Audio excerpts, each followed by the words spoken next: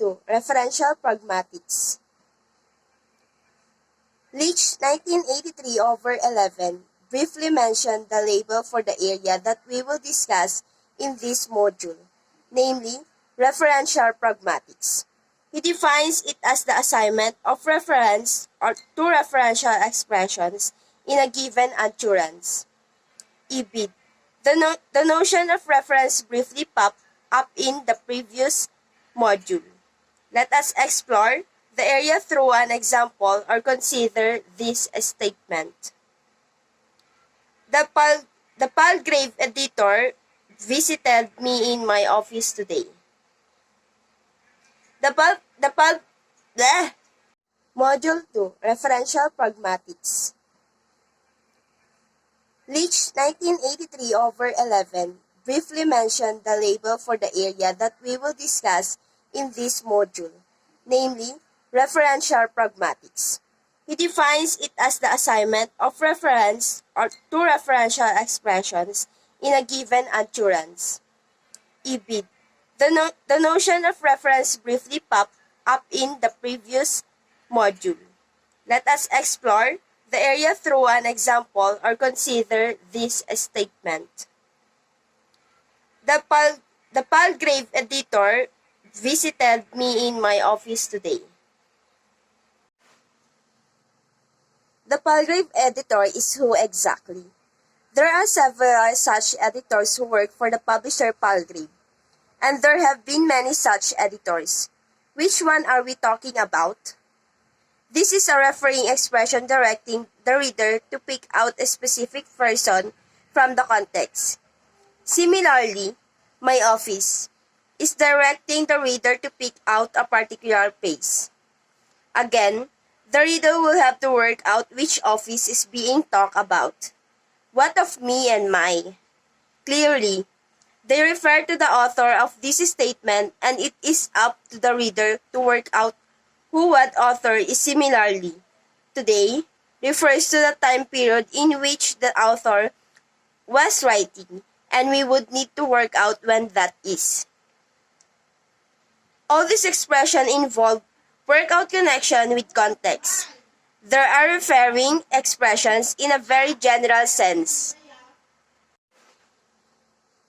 All expressions used in relation to something out there in the world, a word which includes the discourses we create, can be said to involve reference to something. Reference, broadly conceived, is a topic of special interest in semantics and philosophy. This kind of very general relation is not our focus here. For more in this, see Fried's classic 1892-1952 work on sense and reference. We are interested in expressions, such as those in our example, whose meaning will seem inadequate without the interpreter having made a connection with a specific part of a specific context, a referent. The fact that those expressions involve a referent, an entity to which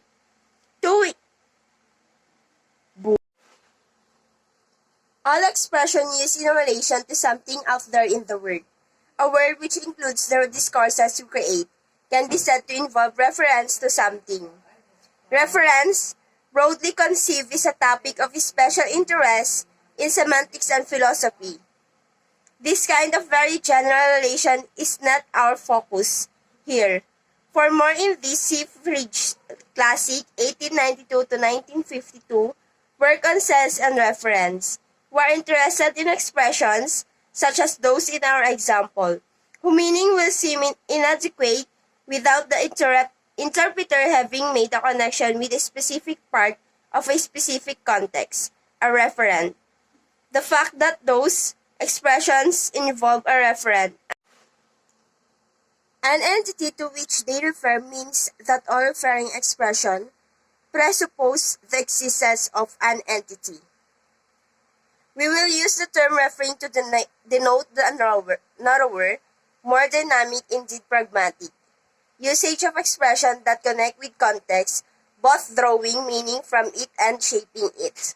Note that referring expressions do not in themselves refer to entities, but are used as interpreted by participants as doing so. That is what makes them pragmatic. One key issue when considering referring expression is naturally what specific aspects of context the speaker is referring to. In pragmatics, there are at least three key dimensions involved in referring. Consider, for instance, the following expert from the film to introduce himself to another guest at the wedding. Charles. How do you do? My name is Charles. Guest. Don't be ridiculous. Charles died 20 years ago. Charles. Must be a different Charles, I think. Guest. Are you telling me I don't know my own brother? Charles. No. For Weddings and Funeral 1994, director Mike Newell, writer Richard Curtis. We can identify at least three different forms of referring going on this rather confused interaction. First, we have both Charles and the guest referring to themselves and the other through various pronouns, including I and you. This involves pointing to specific referent in the extralinguistic context and most importantly indicating how this referent relates to some point of reference, here the speaker. This is traditionally termed dixis. Second, there is some confusion and the guest part of at least. So the whether Charles, when saying my name is Charles, refers to a person the guest already knows or one he is getting to know as that very moment, or what might term epistemic aspects of context. In this case, the speaker referring to here different assumptions about who they think the other person has in mind.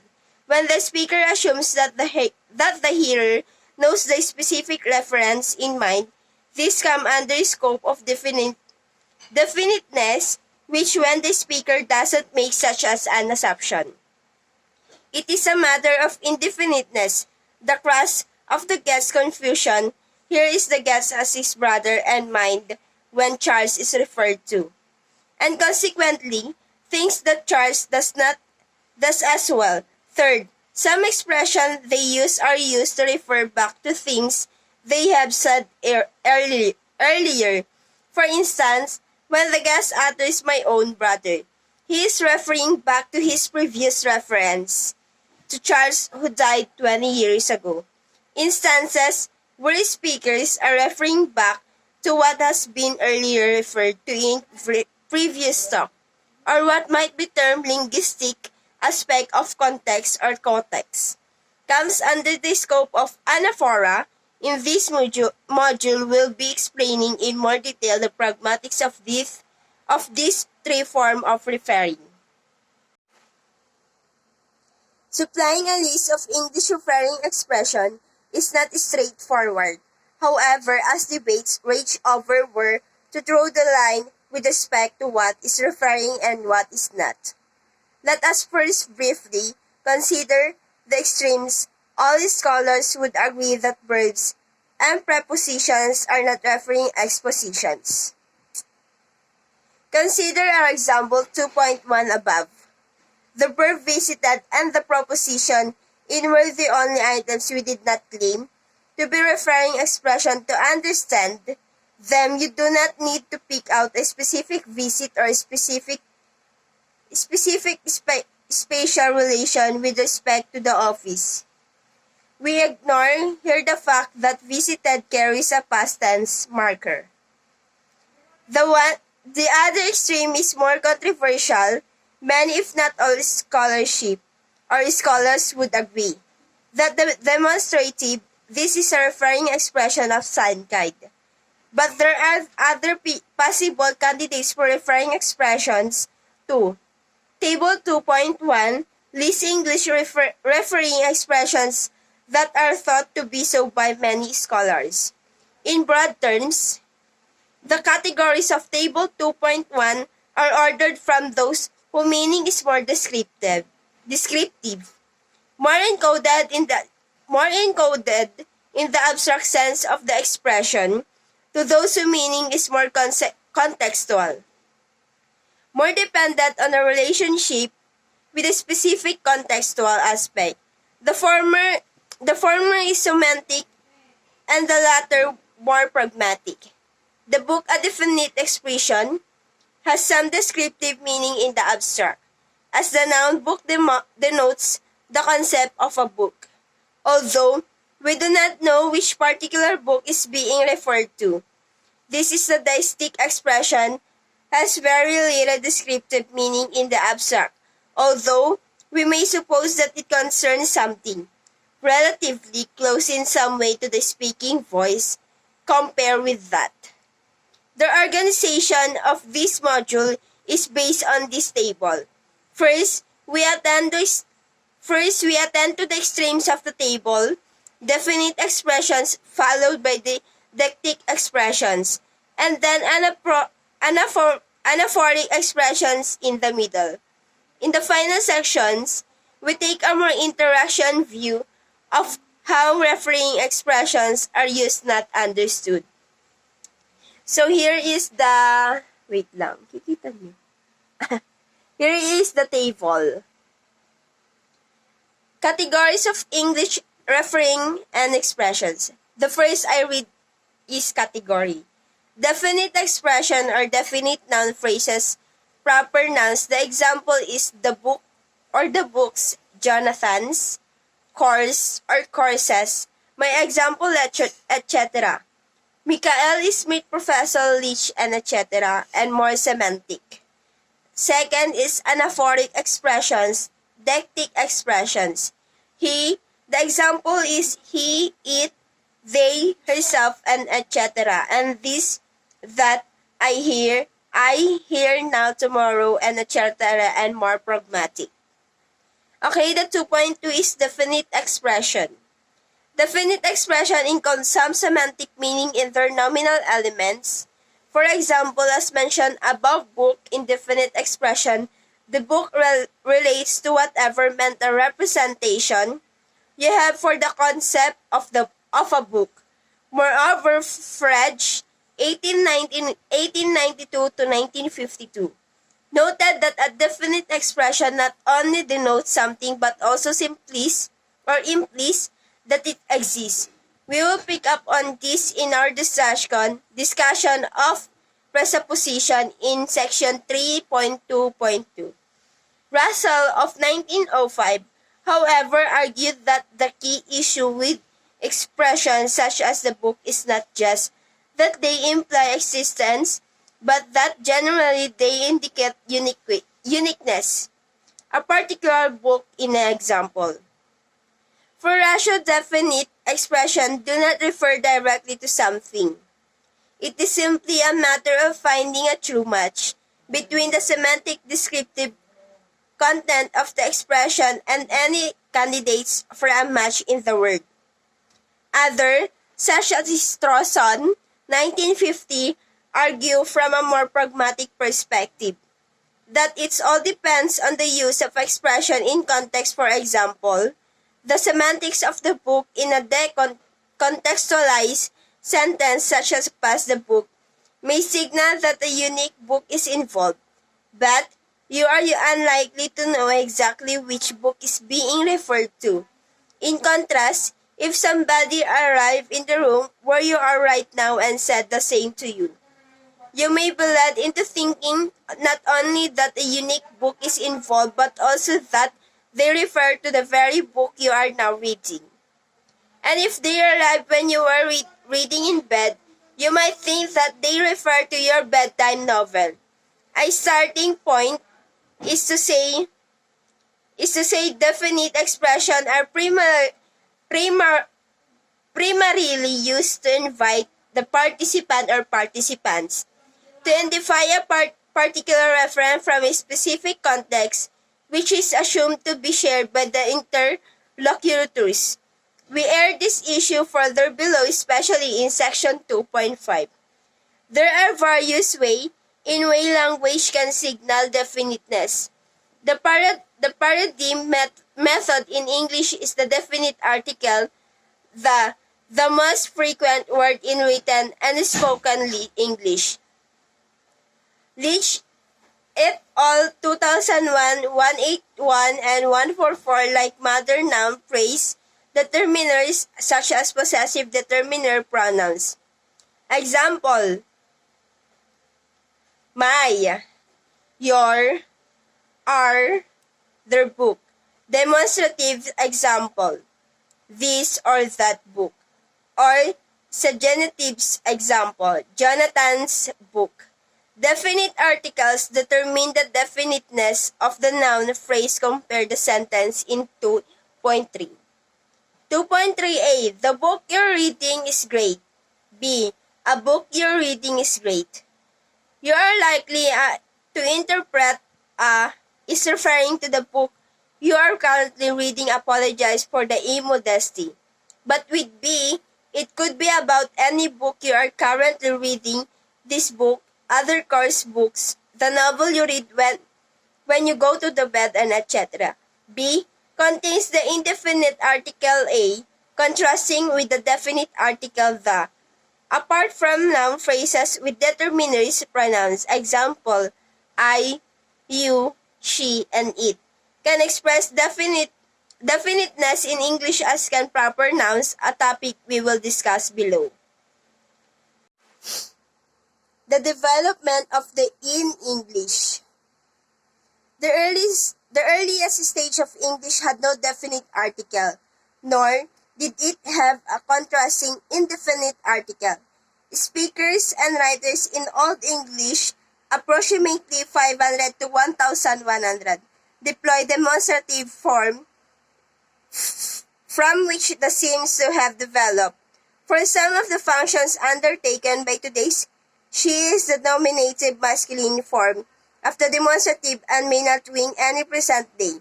Demonstrative boss but the nominative and accusative neuter form is poet. The first letter of this word represent the sound later represented by th, from which as is plain to see is derived the present day demonstrative. That example, pass me that sandwich please. Let us look at an example demonstrative are underlined.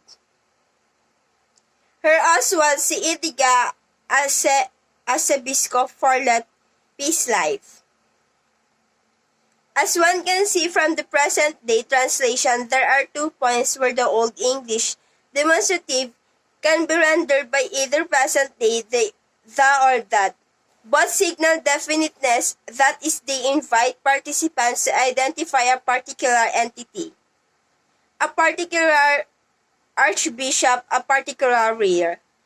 Today, the difference between the and that is in this context is that, unlike the, is used to focus the target's attentions on something. But in Old English, this use is not so clear. Incidentally, the other instance of that in that heavenly life is not the same in this case. It involves a deictic contrast with the previous demonstrative. This such that the referent move from the relatively close stage of this life to the relatively far away state of that heavenly life. We will discuss dictatic matters more fully in section 2.3, but the point to note here is that the Old English demonstrative, along which is various forms, was deployed in a range of functions, including those for which we would regularly use the word the today. Over time, then a demonstrative form has developed into the definite article the English language has today.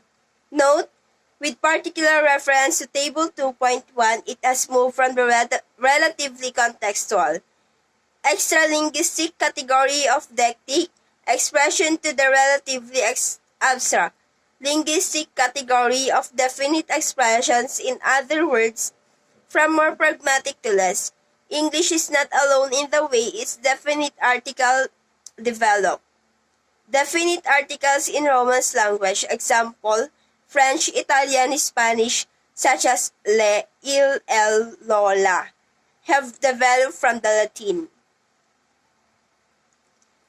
Although the categories in the table 2.1 do not always represent continuous links in a chain, if a particular items develop functions outside its initial category, they realize a specific context for a particular meaning and instead of the same meaning for a range of contexts, that is, they are more abstract. And proper nouns sometimes develop into common nouns. This movement is consistent with that has, in historical linguistics, been referred to as grammatical. Refraction for marking definiteness. Many European languages are like English in having a separate word or words marking definiteness, but is not regularly deployed just to mark definiteness in the way that the is. This is why, of course, a distinctive feature of English spoken by speakers of this language is the lack of the definite article.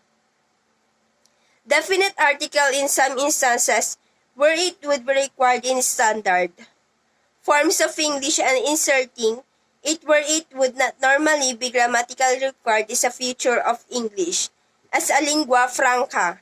See for instance of Sedlofer 2001. This is not likely to be referring to a particular bus but to any vehicle with the attributes of a bus. To any other mode of transport, the definite expression invites the interpreter to work out the more general category transport of which this is a specific subcategory buses. Additionally, we might note here that indefinite expression can also consider this existence. Other language to allow a definite article before a proper noun, for example, in some dialects of Italian, definite articles are systematically used before personal name, example, La Maria, and in Italian generally, they are used before names of countries, example, La Germania. Proper nouns and meaning. Whether one agrees that proper nouns work through associated descriptive content or not, and this is indeed controversial. And then conducted studies of his own concludes that both first names and surnames differ in attractiveness and connote impressions of the name various age, intellectual competence, race, ethnicity, social class, and other attributes. It is not difficult to understand how these different associations have developed. They become strongly associated with the young, moneyed, working class people of late of Thatcherite Britain. The general and important point here that each proper noun has its own semantic coloring which feeds into interpretative processes in interaction is true of our referring expressions. Also, it is important to note that no one proper noun more is necessarily performing a referring function all the time. For example, make may be thought of as a proper noun, a popular short form of Michael, but is a common noun in the sentence. When he first came in, I offered him a drink of courtesy and I think he thought I was taking the mick out of his drinking in the past. When somebody telephones another and says, "It's me," they invite the interlocutor to work out, on the basis of oral characteristics, that me refers to the speaker occasionally. Of course, the speaker's assumptions that the interlocutor can work out who is speaking turn out to be wrong, and the interlocutor has to act as explicitly who is something which is potentially embarrassing because the speaker. Assume that you were sufficiently familiar with them to identify them. Consider another example, this time provided by Charles Fillmore in 1967-60.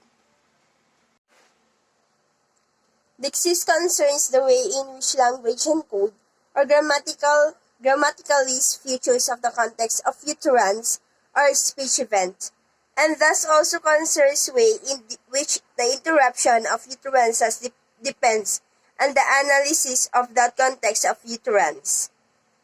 Here U is a generic usage not referring to anyone in particular. It is similar to one ever knows. There does not pick out a particular location but is a case of existential there. That is to say, a kind of dummy subject which occurs in clauses about the existence or occurrences of something. Finally, I, me, and my do not refer to the speaker as they are metalinguistic. Mentions of the pronoun rather than uses of them. As Fillmore 1997 points out, even demonstratives, a category that seems to be the purest category of deictic items, in fact have both deictic and non-deictic usage.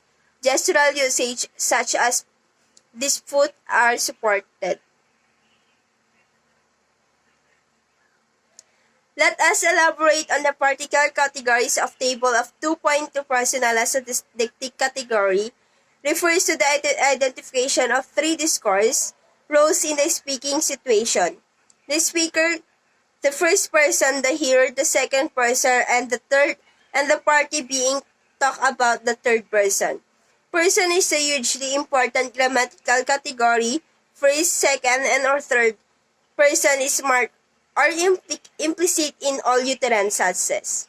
An indication of its importance in English is in the fact that the second most frequent word in spoken English is I and the third is you. As we noted earlier, the most frequent is the personal lexis invites participation to identify the relevant discourse or roles in.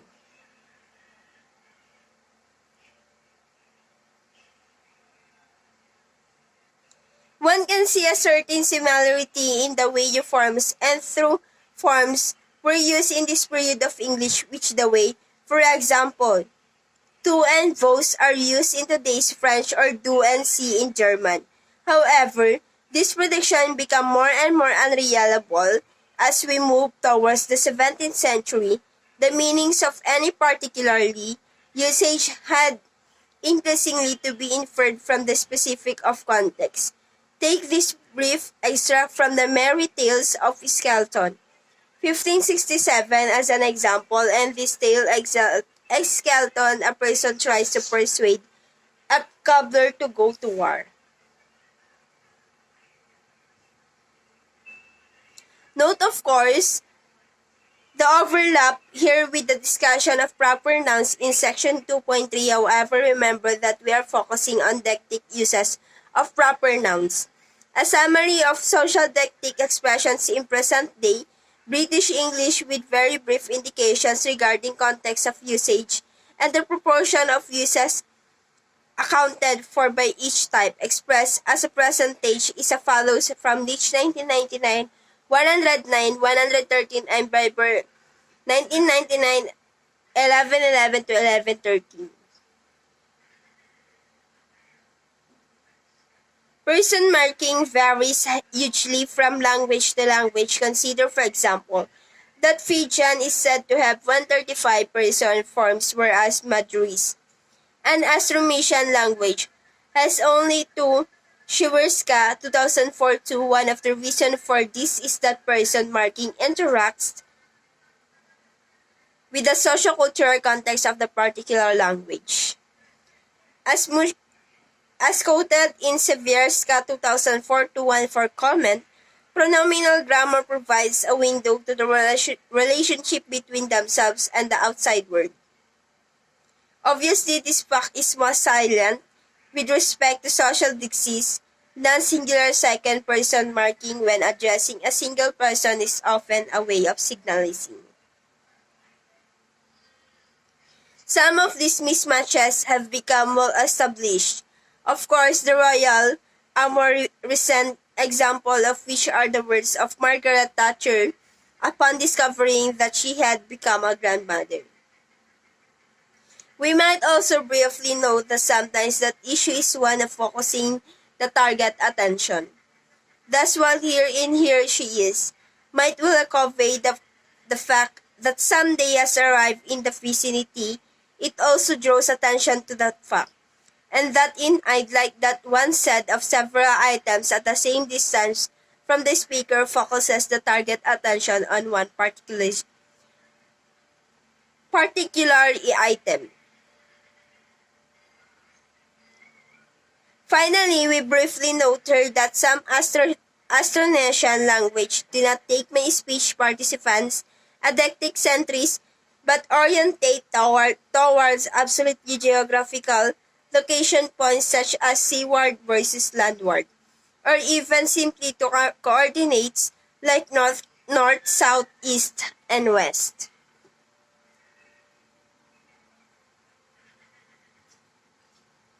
Anaphoric expression refer to a previously expressed textual unit or meaning. The so-called antecedent anaphora is in the context of linguistics. Is generally understood to refer to a relation between two linguistic elements wherein the interpretation of one called an anaphor is in some way determined by the interpretation of the other called an antecedent. Wang 2000-1. It may be helpful to know that the term anaphora is derived from the Greek word avapopa, meaning carrying back. Here is an example.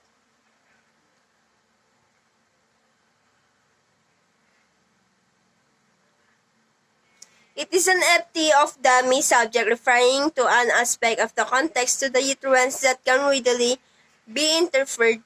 Dummy contexts or objects such as these are often used to refer to a very general contextual. As we pointed out in section 2.2, definite noun phrases presuppose the existence of the reference and can be used to invite the participants to identify a particular reference from a specific content, which is assumed to be shared. Thus, the definite noun phrase in the book "Your reading is great" example 2.3 may be taken as identifying the book the speaker sees you reading, rather than say the one you read when you go to bed because you both share example through physical co-presence, visual contact. That specific context, however, the definite noun phrases in the Oden poem are not like this. They presuppose the existence of clocks, telephone, dog, pianos, coffee, and mourners. But in doing this, they also construct the context in which the particular reference. Like the poem above, and probably partly inspired by it, the definite noun phrases the flowers, the handkerchief, and the sobbing refer to stereotypical components of the frame of the funeral. The funeral frame itself is not mentioned prior to the usage of these definite noun phrases. And as Abstain comments, the frame itself needs not be directly evoked at all but can be activated simply by mentioning some of its silent elements. In section 2.2, we wrote that definite expressions are primarily used to invite the participants to identify a particular reference from a specific context which is assumed to be shared by the interlocutors. The use of primarily was deduced because the use of referring expressions discussed in the sections creating psychological prominence expressing viewpoint of triggering frames do not fit well the idea of identifying particular reference from items in a given category. Abstain. 1999 suggests that thinking in terms of accessibility is preferable, and we will expand on this notion in the following section.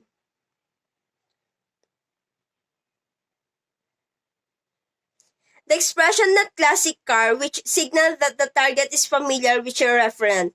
They not only know the category but are able to identify the specific intended referent because they have a representation of it in memory.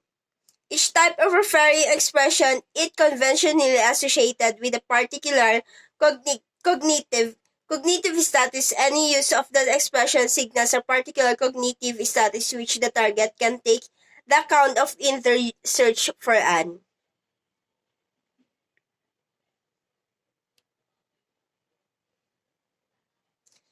Thus saying a classic car implicates that the speaker believes that the addressee cannot uniquely identify the referent, whereas saying that classic car implicates, for instance, that the speaker believes that the referent is not focused, activating short-term memory and a center of current attention. Again, recollect our statement that definite expressions are primarily used to invite the participants to identify a particular referent from a specific context, which is assumed to be shared by the interlocutors. The idea of assumed to be shared is crucial in pragmatics. Note, for example, that the baby joke is difficult to explain without reference in the notion. And further levels could be added. Of course, this infinite recursion of assumptions is not the stuff of psychological reality. People would become mentally exhausted. Psycholinguistic research is not very precise about how many levels of assumptions are developed in communication. Some suggest we do not go beyond 3, others suggesting at most 6. See the difference cited in Clark 1996 100 and Lee 2001 30. There is in fact another way of affording insights into this phenomenon, and that is by inspecting interactions themselves. People can check that assumptions about common around the correct or repair understanding that appear to be based on erroneous assumptions about common ground. See the following section and also section 342. If you say, can you pass me that, you assume that you have both. Interlocutor can understand that you dictate that is referring to the pepper meal she has just been using in front of you. It goes without saying that one can never know anything for sure. Knowledge is simply what is assumed until it is disproved, and that one can never truly share knowledge. We cannot copy the contents of our heads. Sperver and Wilson 1995 make much of this, saying that we should really be talking about knowledge as what can be potentially known, and about shared knowledge as what can be shared about what is potential known. See also known as 2001. Although you do not have access to the full context, it is quite easy to see that they are often used in contexts where specialized skills would be required, technical items or specialized cuisine, or where there may be difficulty in identifying an appropriate word, example dealing with the sensitivities of a diplomatic wrangle, or where there are restrictions on the obvious term, example labeling a cleaning product without actually using the trademark name. In context, it is highly likely that this will present few difficulties because the participants have a common ground. Additionally, it is not the case that such expression presents participants which no descriptive information at all. In fact, they offer constraints on interpretations. This point is spelled out by Enfield 2003 suggests, for example, that the speaker message in using what's his name could be defined as someone or male. I can say this person name now. By saying what is name, I think you'll know who I am thinking of 2003-105. This contrasts with, for example, you know what, which maybe have both avoidance and conspirational functions, where a speaker deliberately avoids saying a certain word, either to prevent potentially overhearing third parties from understanding and or to create exclusive air between interlocutors. Clearly, Ivy wants to specify where the referent of she is going to live but is having difficulty. Note the incomplete definite noun phrase next door to that together with work it out through spatial disease next door twice opposite. However, what counts as sequence varies from genre to genre, as we have seen in the reflection box on variation across. English write and register the usage of referring expressions varies hugely across genres, so what will count as unmarked will vary. Moreover, note that this is a basic pattern. Participants can exploit it. One context in which this can happen is disagreement. Note the final line of this example from Fox Data, Fox 1987-62. Those are Alex times weren't they? V. Pardon me? R. Weren't didn't they belong to or Alex? V. No. Alex has no tanks. Alex is trying to buy my tank. Here the use of proper noun Alex instead of the pronominal is geared towards attracting the attention of the first speaker to the fact that her of his assumption about Alex are incorrect. Moreover, Downing 1996 to 136 observes that proper nouns can be useful deployed in context, where the speaker wishes to display his or her authority to speak about a particular referent. As is common is disagreement context, and this fits free. The sense appreciation in the following terms is also followed by mate. In such postposition context, it is used to signal open friendliness. However, in rejecting the acknowledgement, the father subsequently uses mate in the middle of his turn rather than it being postpositioned. In this case, the use of mate mitigates the force of disagreement. We can see then that the sequential position of the referring expression can contribute, at least in part, to the interpretation of its particular function. We will return to consider the issue of sequentially and speech acts in Module 6. Conclusion. While it is clear that the referring expression is devoid of semantic meaning, of something singular and usually male, the proform do of some kind, definite expression, deictic expression, and anaphoric expressions depend in large part of their full meaning on both the hearer working out the relevant reference, the speaker choosing referring expressions to nudge the target understanding in the relevant direction, and both the speaker and the hearer collaborating in this process. This is why they are both a semantic and pragmatic phenomenon. We should also remember that referring expression forms do not always refer. We need to work out when they do and they do not. The converse is also the case. Sometimes non-referring expression refer. Logical prominence are a particular viewpoint.